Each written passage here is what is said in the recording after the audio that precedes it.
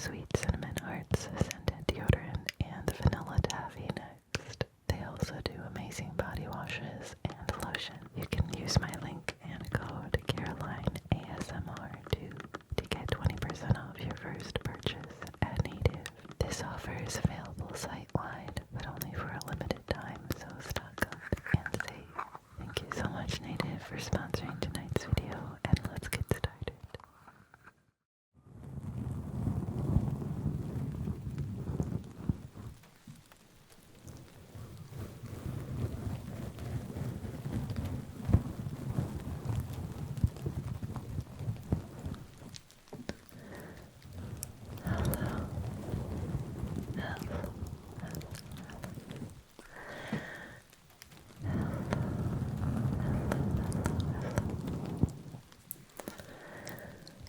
I hope that you are doing very, very well today. So, for tonight's video, I'm going to be reading to you until you fall asleep. And I have this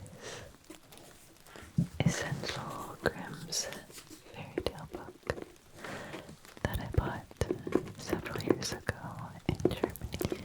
So I hope you enjoy, and let's get started.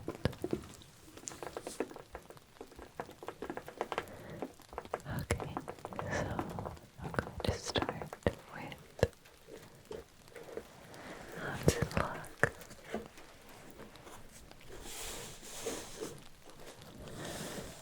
Hans had served his master for 7 years, so he said to him, "Master, my time is up. Now I should be glad to go back home to my mother. Give me my wages." The master answered, "You have served me faithfully and honestly. As the service was, so shall the reward be." And he gave Hans a piece of gold as big as his head. Hans pulled his handkerchief out of his pocket, wrapped up the lump in it, put it on his shoulder, and set out on the way home. As he went on, always putting one foot before the other, he saw a horseman trotting quickly and merrily by a lively horse. "Ah," Hans said quite loud, "what a fine thing it is to ride. There you sit as on a chair, you stumble over no stones. You save your shoes, and get on, you don't know how." The rider, who had heard him, stopped and called out, "Hello, Hans, why do you go on foot then?" "I must," answered he, "for I have this lump to carry home. It is true that it is gold, but I cannot hold my head straight for it, and it hurts my shoulder." "I will tell you what," said the rider, "we will exchange. I will give you my horse, and you can give me your lump." "With all my heart," said Hans, "but I can tell you, you will have to crawl along with it."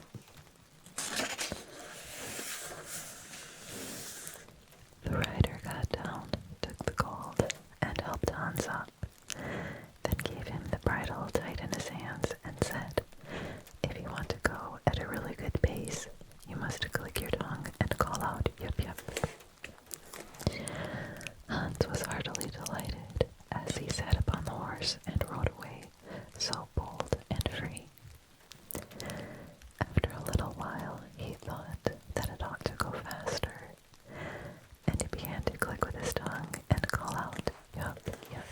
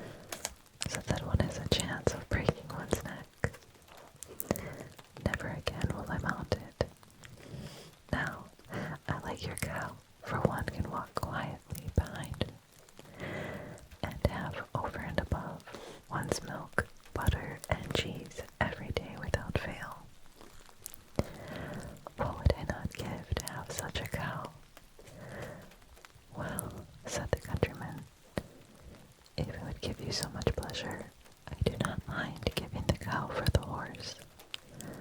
Hans agreed with the greatest delight. The countryman jumped upon the horse and rode quickly away. Hans drove his cow quietly before him and thought over his lucky bargain. If only I had a morsel of bread, and that can hardly fail me. I can eat butter and cheese with it as often as I like.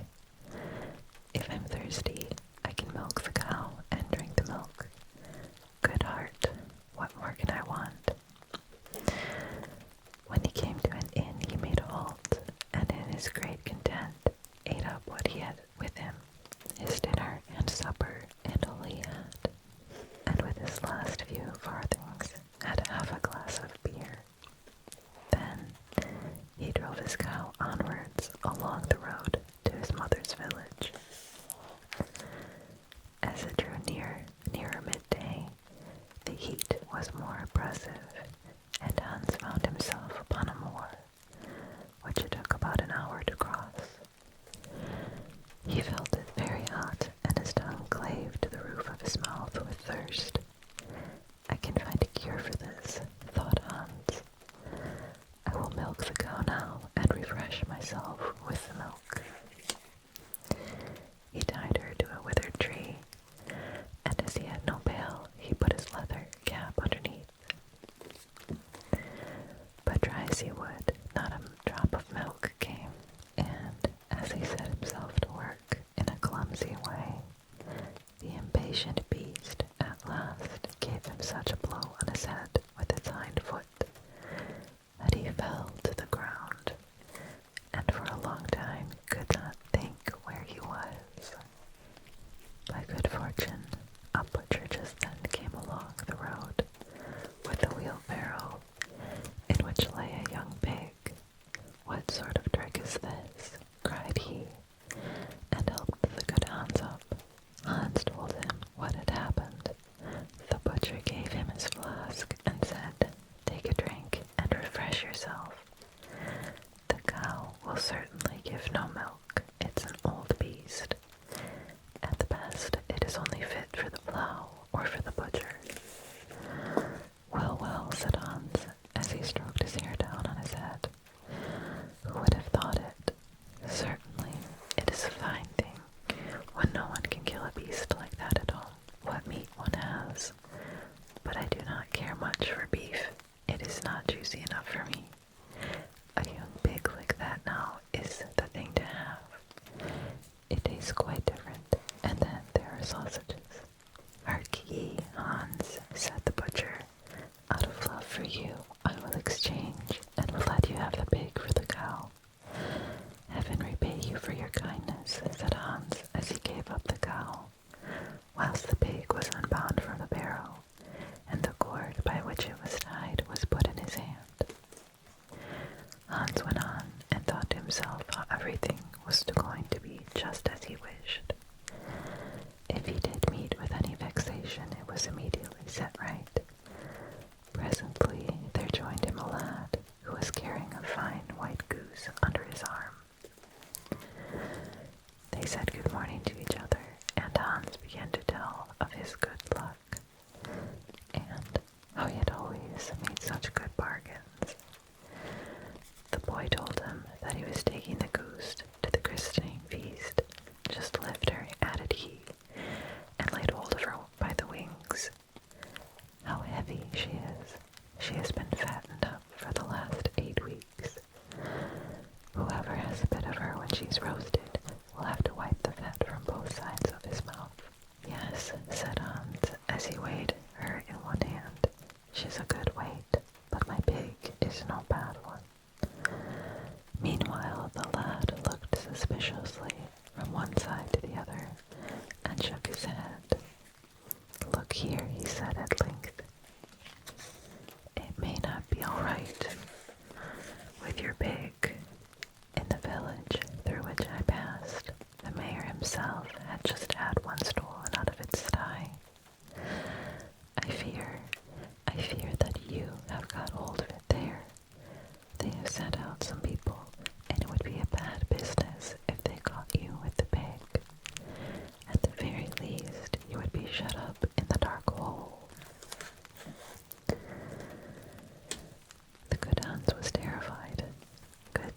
he said. "Help me out of this fix. You know more about this place than I do. Take my pig and leave me with your goose." "I shall risk something at that game," answered the lad, "but I will not be the cause of your getting into trouble." So he took the cord in his hand and drove away the pig quickly along a bypath. The good Hans, free from care, went homewards with the goose under his arm. "When I think over it properly," said he to himself, "I have even gained by the exchange.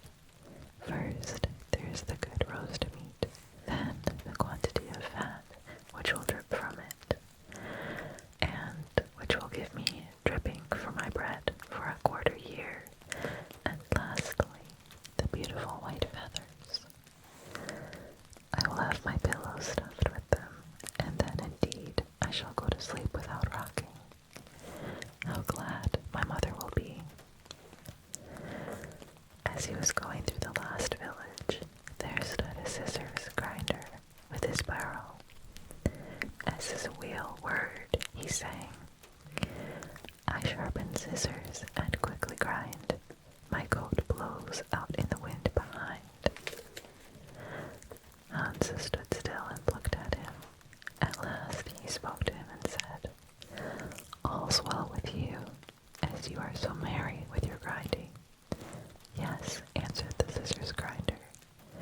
"The trade has a golden foundation. A real grinder is a man who, as often as he puts his hand into his pocket, finds gold in it. But where did you buy that fine goose?" "I did not buy it, but exchanged my pig for it." "And the pig?" "That I got for a cow." "And the cow?" "I took that instead of a horse." "And the horse?"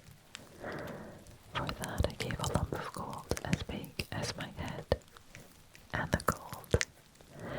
"Well, that was my wages for 7 years' service." "You have known how to look after yourself each time," said the grinder. "If you can only get on so far as to hear the money jingle in your pockets whenever you stand up, you will have made your fortune." "How shall I manage that?" said Hans. "You must be a grinder as I am. Nothing particular is wanted for it but a grindstone. The rest finds itself." "I have one here. It is certainly a little worn, but you need not give me anything for it but your goose. Will you do it?" "How can you ask?" answered Hans. "I shall be the luckiest fellow on earth. If I have money whenever I put my hand in my pocket, what need I trouble about any longer?" And he handed him the goose and received the grindstone in exchange. "Now," said the grinder, as he took up an ordinary heavy stone that lay by him, "here's a strong stone for you in the bargain. You can hammer well upon it and straighten your old nails. Take it with you and keep it carefully." Hans loaded himself with the stones and went on with a contented heart. His eyes shone with joy. "I must have been born with a call," he cried. "Everything I want happens to me just as if I were a Sunday child." Meanwhile, as he had been on his hind legs since daybreak, he began to feel tired. Hunger also tormented him, for in his joy at the bargain by which he got the cow, he had eaten up all his store of food at once. At last, he could only go on with great trouble, and was forced to stop every minute. The stones, too, weighed him down dreadfully, and he could not help thinking how nice it would be if he had not to carry them just then. He crept like a snail to a well in a field, and there he thought that he would rest and refresh himself with a cool draught of water. unsure the stones, and sitting down, he laid them carefully by his side on the edge of the well. Then he sat down on it and was about to stoop and drink, when he made a slip, pushed against the stones, and both of them fell into the water. When Hans saw them with his own eyes sinking to the bottom, he jumped for joy, and then knelt down, and with tears in his eyes, thanked God for having shown him this favor also, and delivered him in so good a way, and without his having any need to reproach himself from those heavy stones, which had been the only things that troubled him. There is no man under the sun so fortunate as I, he cried out. With a light heart and free from every burden, he now ran on until he was with his mother at home. The next story that I'm going to read is The Queen Bee. Two kings once went out in search of adventures and fell into a wild, disorderly way of living, so that they never came home again. The youngest, who was called Simpleton, set out to seek his brothers.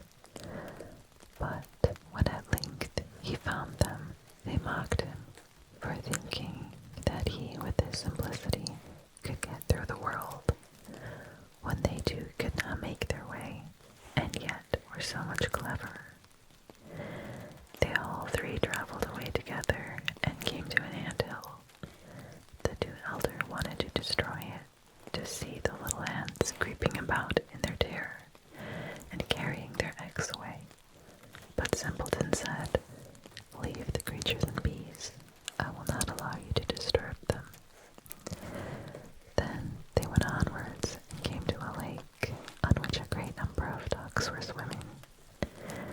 The two brothers wanted to catch a couple and roast them, but Simpleton would not permit it and said, "Leave the creatures in peace. I will not suffer you to kill them." At length they came to a bee's nest, in which there was so much honey that it ran out of the trunk of the tree where it was. The two wanted to make a fire beneath the tree and suffocate the bees in order to take away the honey.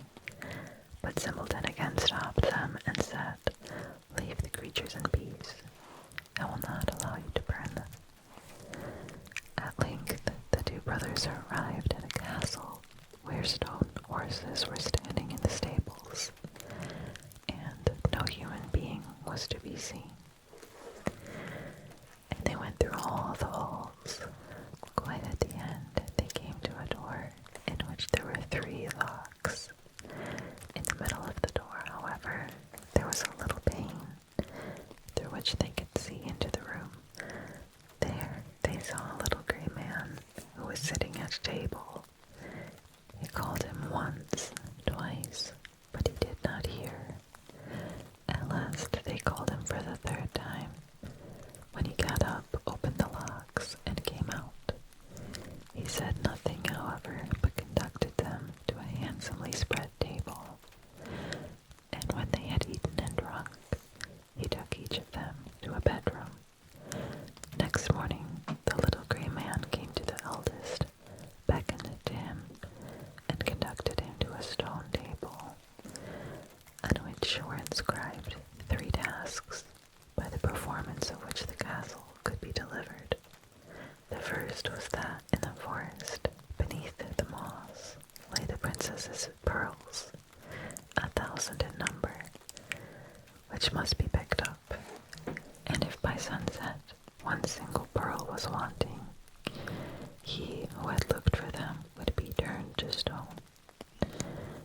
The eldest went thither and sought the whole day, but when it came to an end, he had only found 100, and what was written on the table came to pass, and he was changed into stone. Next day, the second brother undertook the adventure. It did not, however, fare much better with him than with the elder.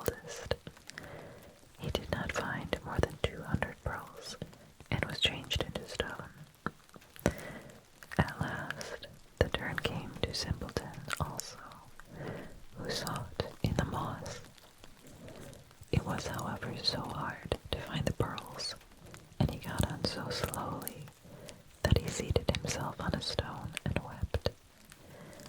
And while he was thus sitting, the king of ants, whose life he had once saved, came with 5,000 ants, and before long the creatures had got all the pearls together and laid them in a heap.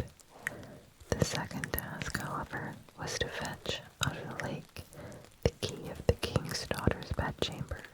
When Simpleton came to the lake, the ducks, which he had saved, swam up to him, dived down, and brought the key out of the water. But the third task was most difficult. From amongst the 3 sleeping daughters of the king was the youngest and dearest to be sought out. They, however, resembled each other exactly, and were only to be distinguished by their having eaten different sweetmeats before they fell asleep. The eldest a bit of sugar, the second a little syrup, and the youngest a spoonful of honey. Then the queen of the bees, which Simpleton had protected from the fire, came and tasted the lips of all 3, and at last she remained sitting on the mouth which had eaten honey, and thus the king's son recognized the right princess. Then the enchantment was at an end.